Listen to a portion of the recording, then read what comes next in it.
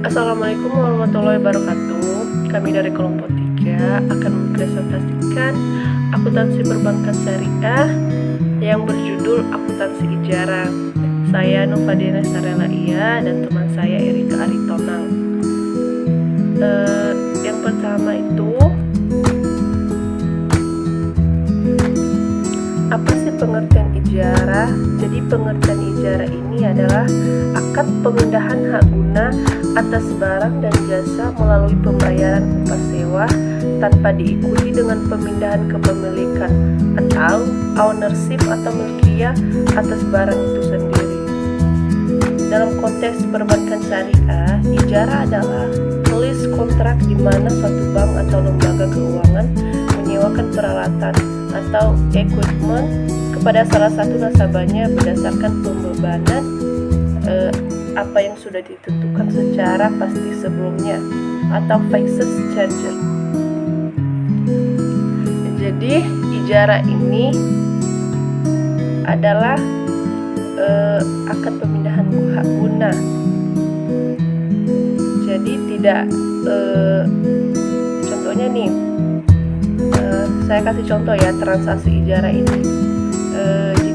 Jika seseorang ingin meminjamkan sepeda motornya, menjaminkan sepeda motornya ke bank di saat ia mau mendapatkan pinjaman. Jadi hak guna sepeda motornya itu tidak berpindah ke bank, melainkan kepemilikannya atas kepemilikannya. Jadi kalau setelah nasabah itu melunaskan pinjamannya, jadi maka hak guna sepeda motor tersebut bisa kembali ke nasabah.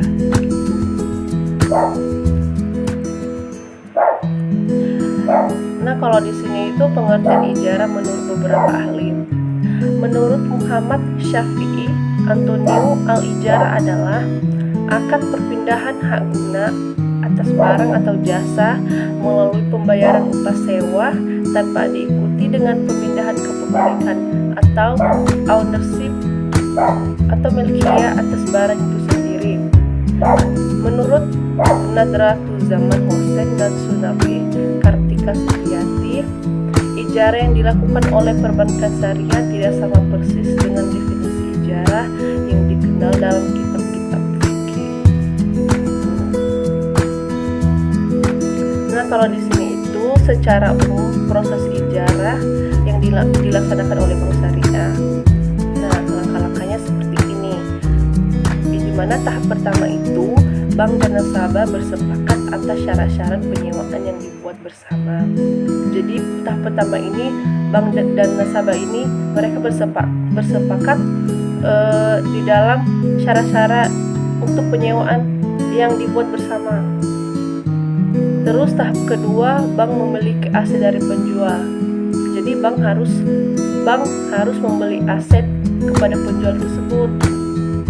Tahap ketiga, nasabah menyewa aset dari bank dengan membayar. Kalau nasabah harus menyewa.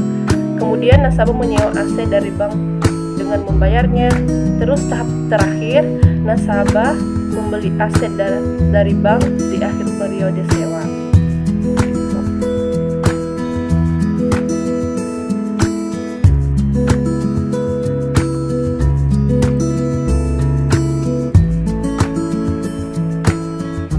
Kalau dasar hukum ijarah ini,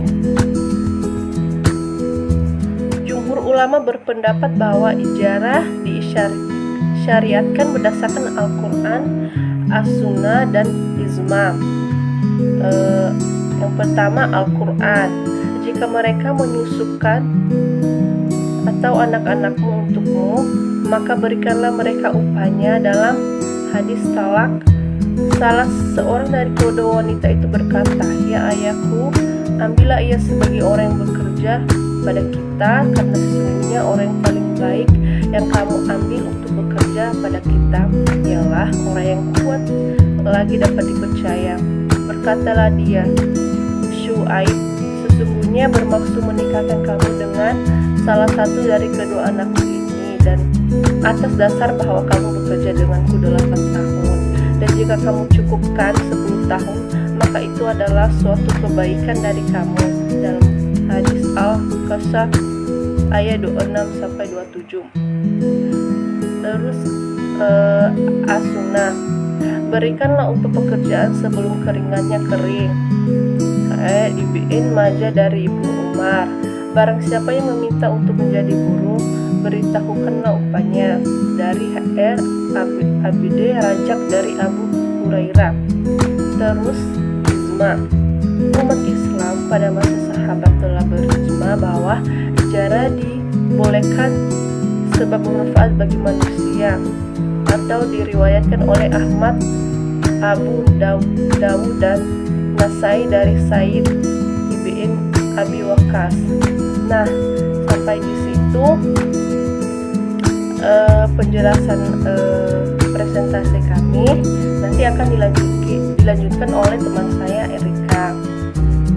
Saya nambahin nih tentang contoh jurnal dalam pembelian objek sewa. Jadi contohnya pada tanggal 1 Maret 2021 Bank Syariah membeli mobil Innova dengan harga dan biaya-biaya lain atau harga perolehan sebesar 120 juta.